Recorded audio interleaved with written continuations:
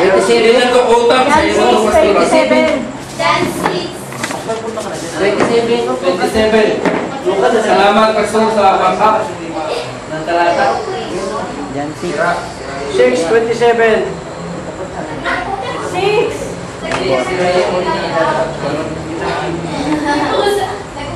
Kahit ano mo yan, hindi mo lipat. Ayaw ata pabasa. 6.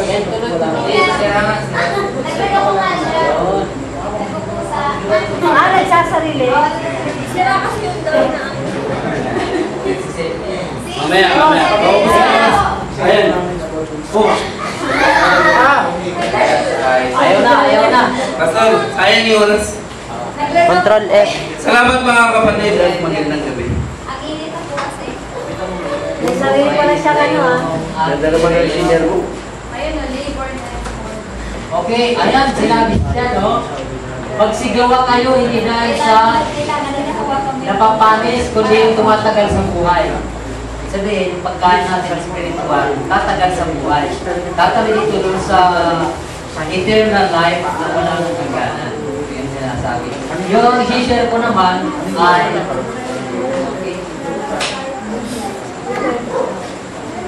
mayroon pa tayo, no? Nag-share ko naman, basahin natin ang Genesis 1:31. Tapos, ang i-share ko ay 3 steps. Wala na yata. Okay, basahin muna natin yun.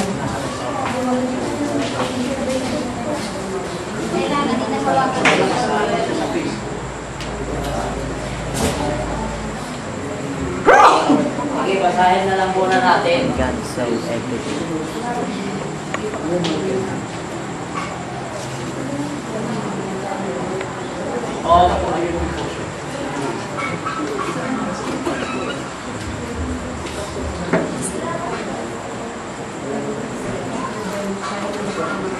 Redemption, 3 steps of redemption of the ganyan naman.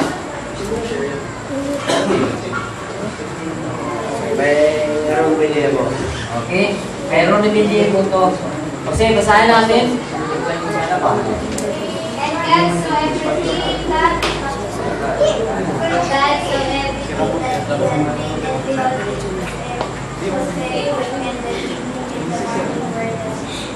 Okay. Sabi dyan, ay bakit ang Genesis 1:31 ay ano? Sabi dyan, lahat ng nilalang ng Diyos ay Mabuti. ano daw? Mabuti. Good. Ibig sabihin, walang kasira-sira at walang i-repair. Di ba? So, magpapansin natin, ginawa ng Diyos na perfect ang lahat ng bagay. Pero bakit mayroon tayong 3 states of redemption of the earth? Kung perfect. Kung nanatiling perfect. Di ba? Ibig sabihin, hindi na natiling perfect ang creation ng Diyos. Bakit? Bakit tatlo? I-redeem. Oo. Kasi may nagsira. Sinong sumira?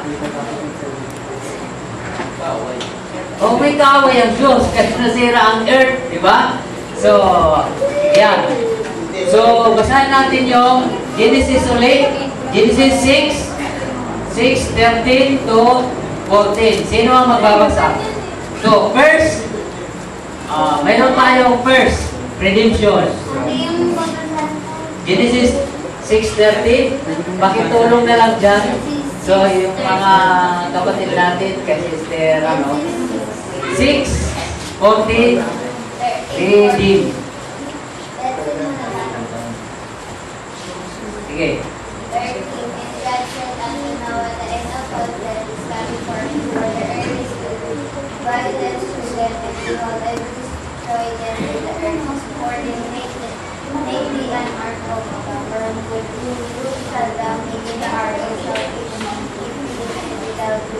Tagalog kay Sister 14.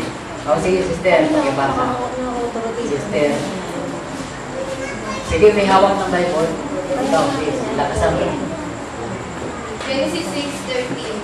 At sinabi ng Diyos kay Noe, ang wakas ng lahat ng tao ay dumating sa harap ko, sapagkat ang lahat pinagbuhay At narito, sila'y aming lilipuling kalakip ng lupa. O di ba, kalakip ng lupa? Dilipulin ng lahat ng mga tao sa ibabaw ng lupa, pati yung lupa. Bakit nasira din ang lupa? Kasi nasumpa. Nagkaroon ng kabulukan. Kailangan i-redeem muli ng Diyos. Ano ang first redemption ng Diyos sa earth?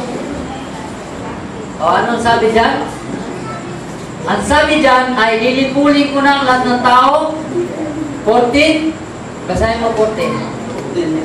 Gumawa ka ng isang sasakyang kahoy na to. Yun. Gagawa ka ng mga silid sa sasakyan at iyong sisiksikan sa loob at sa labas ng sahig. O ano daw ang ginamit ng Diyos? Gagamitin ng Diyos para i-redeem ang earth.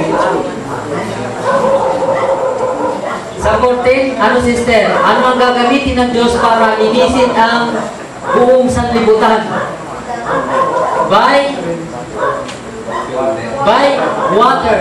Sabi dyan, ay lilinisin ng Diyos ang mundong ito kasi nasira sa pamamagitan ng tubig. Diba? Yun ang first redemption ng Diyos sa earth. First redemption ng Diyos sa earth. Yun ang first redemption. Ano ang ginamit ng Diyos? Ay tubig. So water. Nandiyan na. Ayan, water. Sa pamagitan ni Noah. Yan ang first. Ano naman ang second? So madali lang tayo. Second. Second, ito ay doon sa Calvary. Second, redemption. Sulat nyo.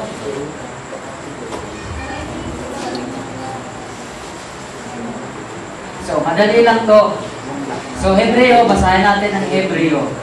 Hebreo 9:22. Okay? Second, redemption of the earth.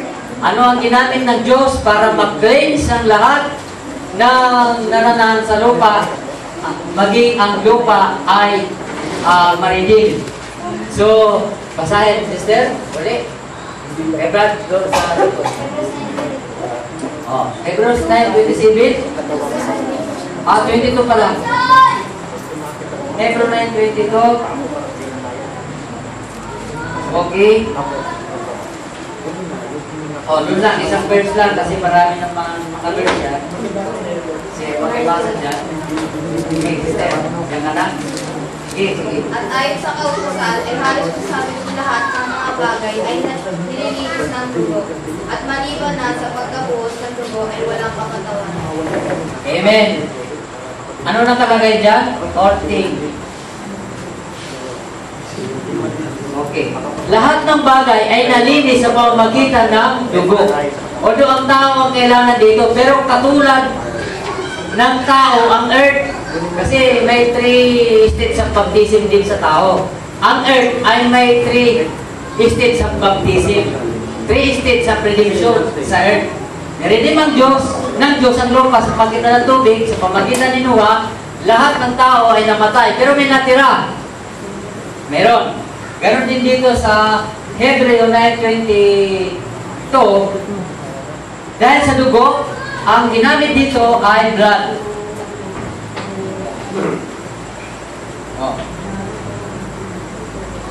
So, dahil sa blood, na-cleanse ang lahat. Pero totoo, hindi naman lahat eh. Ang lupa, nakatikim ng dugo ng Diyos hanggang sa puso ng earth, napuntahan ng dugo ng Panginoon sa Kristo. Dahil may mga old saints doon, mga banal. Okay? So, natubos, na-redeem. So, yan ang pangalawa. Ano naman ang pangatlo? Third.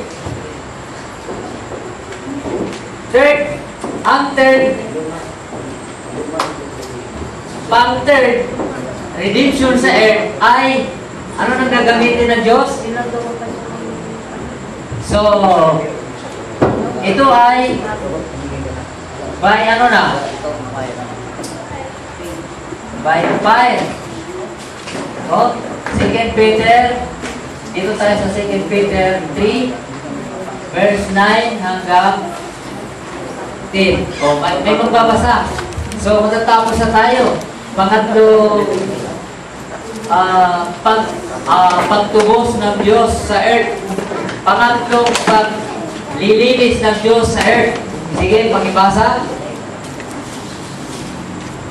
Si, ano naman, yung mga kapatiran natin dyan. Dalawang babasahin na lang natin. Gabo, ikaw na. Matatapos na tayo. Basta ka na po talata. Verse 8. 2 Peter 3, 9 to 10.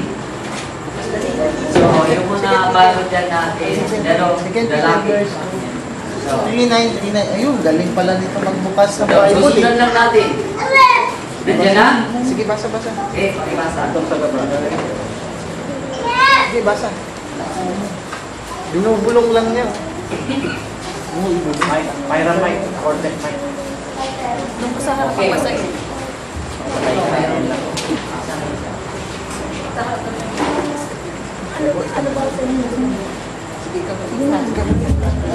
Sige, ikaw na po. Okay, sige. Dalawa kayo. Masahin. Dalawa. Tapos na tayo. Lord, Tagalog. Sundan nyo, sundan. Asam and out ano sasabihin? So, ikaw na. Pwede ikaw na. O sige, si brother, mabilis magbansa.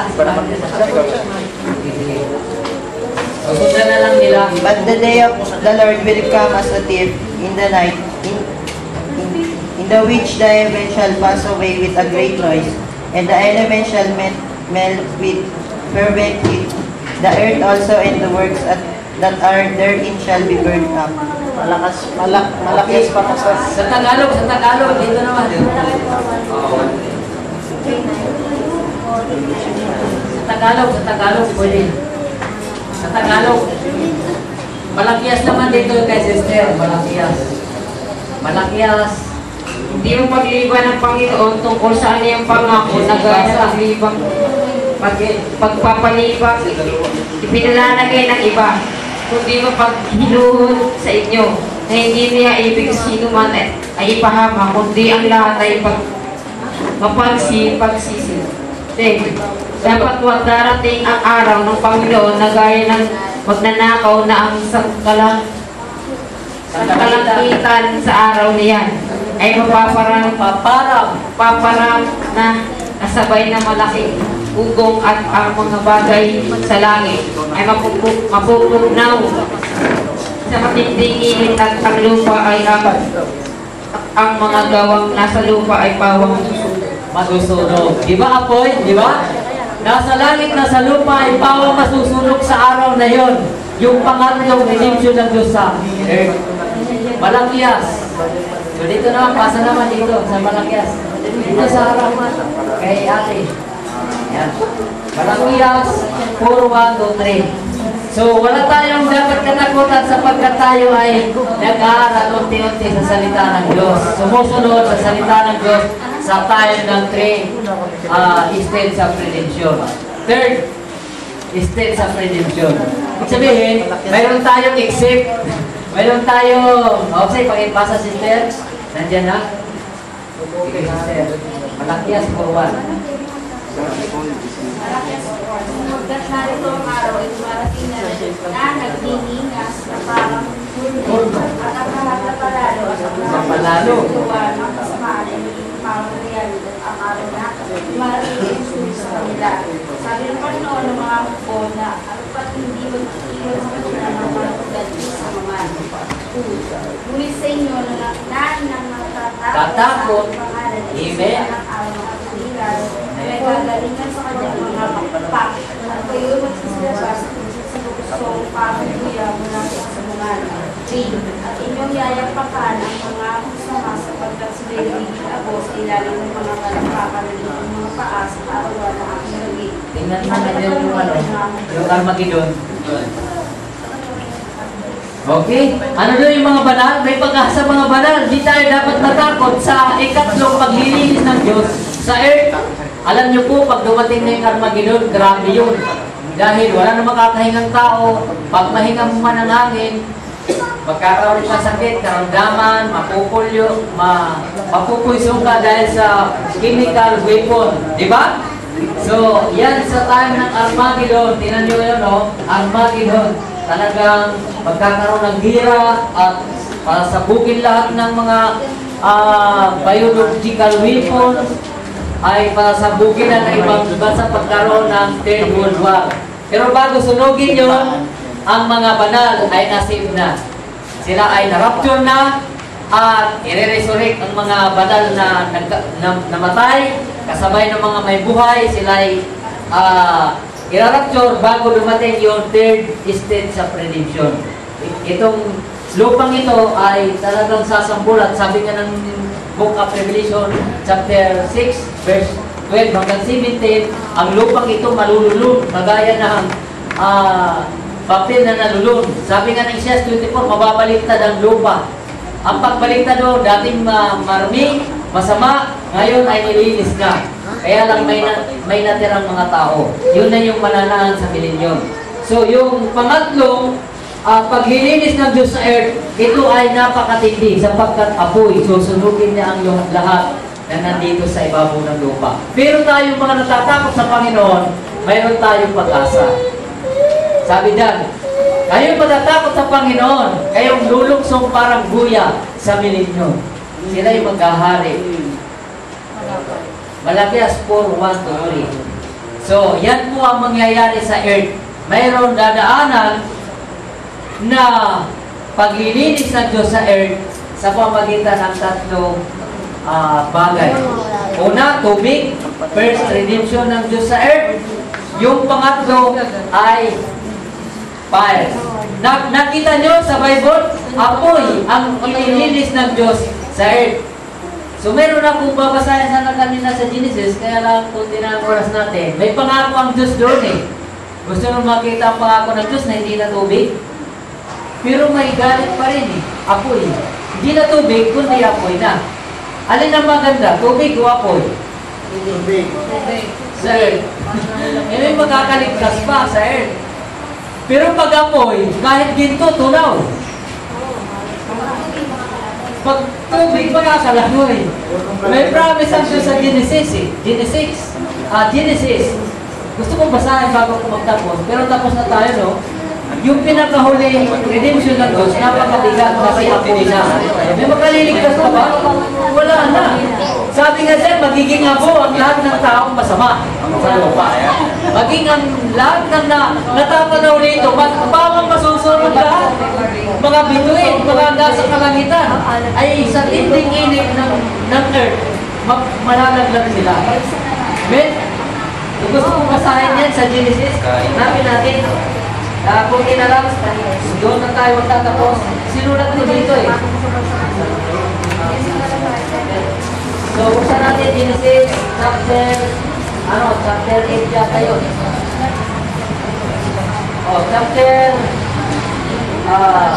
Chapter 9.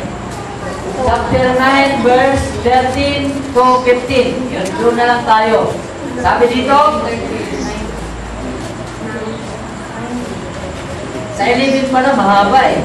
Genesis 9, 11 hanggang 15. Sabi nito, at aking pagtitibayin ng aking tipan sa iyo, pagkatapos na ito ng baha kay Noe. Sabi dito, at aking pagtitibayin sa iyo, kasi ang baha tumagal ng 150 days. Maraming namatay, sinuwan na lang ang natira at sa asawa niya at mga kasama niya sa daong. Sabi dito, at aking pagtitibayin sa iyo, hindi ko na nilipulin ang lahat ng laman sa pamamagitan ng tubig, ng baha. Hindi na magkakaroon pa ng bahang gigiba sa lupa. Pero may mga baha ngayon. Nakita nyo sa Japan, nung nag-tsunami, o diba, dami namatay. Sa Leyte, dami rin namatay. Pero hindi buong mundo. Amen? So, ito kayo buong mundo yan. Sabi nito, asan na tayo? 12. At sinabi ng Diyos, ito ang tanda na tipan na ginawa ko sa iyo at sa bawat kinapan na may buhay, na kasama ninyo sa buong panahon. 13. Ang aking baghari ay ibinigay ko sa Alabaa at siyang magiging tanda ng tipan ko at ng lupa. Di ba may baghari tayo? Pag nakita nga raw natin, hindi nalilipunin ng Diyos ng tubig ang lupa. Di ba? So yan ang baghari, ang tanda ng Panginoon. Mayroon ba kayo nakikita ng rainbow? Di ba? Marami pa. Pag umulan, ilitaw na. 13, nasa? Alin ba tayo? 14. At mangyayari pagka ako'y magpababa ng isang alapaap sa ibabaw ng lupa at makikita ang baghari sa alapaap. At aalalahanin ko ang aking tipan na inilagda ko sa akin at sa inyo at bawat kinapar na may buhay sa lahat ng laman at tubig ay hindi na magiging bahang lilipol sa lahat ng laman. Ang bahang araw ay hindi na lilipol sa lahat ng laman. Ano nang lilipol sa pangatlo? Apoy na. Mas mabigat. O, sige, yun lang. Salamat sa Diyos na mayroon tayong napasadahan. Naintindihan natin, 3 steps sa redemption of the earth. Mangyayari ba yun? Iisa na lang yung hindi nangyayari. Amen? Yung dalawa, tapos na ba? Yung dalaw, yung first at saka second, nangyari na ba? Nangyari na yan. Napuos na ba ang dugo ni Kristo sa lupa? Napuos na. Tapos na eh. Ano na lang hindi na nangyayari? Apoy. Ito. Nangyari na yan. Kasi tanong. Tanawin niyo ako.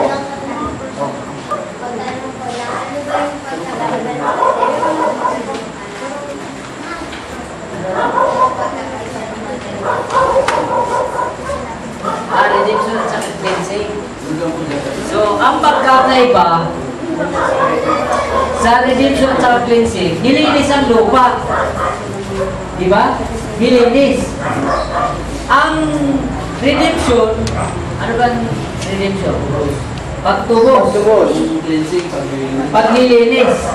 Ang lupa, kaya niredeem kasi nasira. Ibig sabihin, malinis. Basahin natin Isaias. May sagot ako. 24 verse. Isaias 24 verse ano? Bakit tutubusin ang lupa?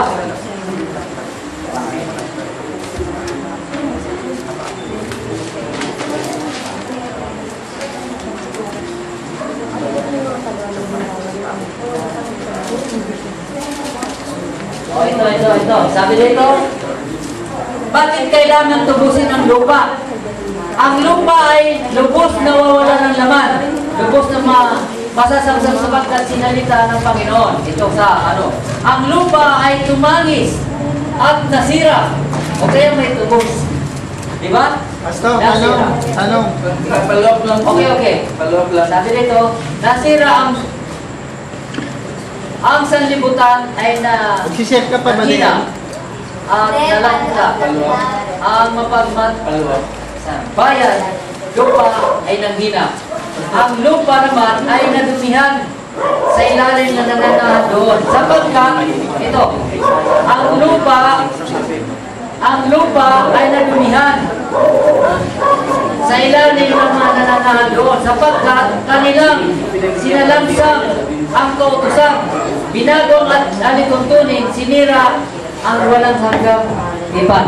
Kaya nadamay ang lupa na i-redeem dahil sumalangsang si Adan at ano ang sinumpa?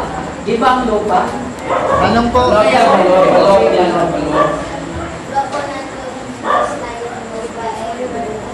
natubos na. Perfect. Na-perfect ang lupa sa panahon ni Noah. Pero pagdating sa atin ngayon, ang sabi ng Roma, dala pa rin ang kasalanan ng tao, pati ang lupa, nangangailangan na Hindi ba natubos ang lupa? hindi pa hanggang dito sa vlog. Ano yung redemption din sa una? Yung redemption, yung sinabi doon na lumhan sa nananahan ng lupa. Anong i-redeem din sa una? Yung lupa? Yung i-redeem, yung lupa. Sabi ni, So, ibig sabihin na ibalik na yung lupa sa dating kalagayan. Kasi redeem eh. okay, sa panahon ni Noah, Pindutin mo lang. sa panahon ni Noah, Malinis dati pero narumihan sa paglakad ng panahon. So, hindi pa totally na. Hindi pa totally. Pero mayroong bahagya, inalis lang yung marumi. Inalis lang ang marumi. At nagkaroon ng restoration ng kaunti. Pero nalumihan na naman hanggang dito.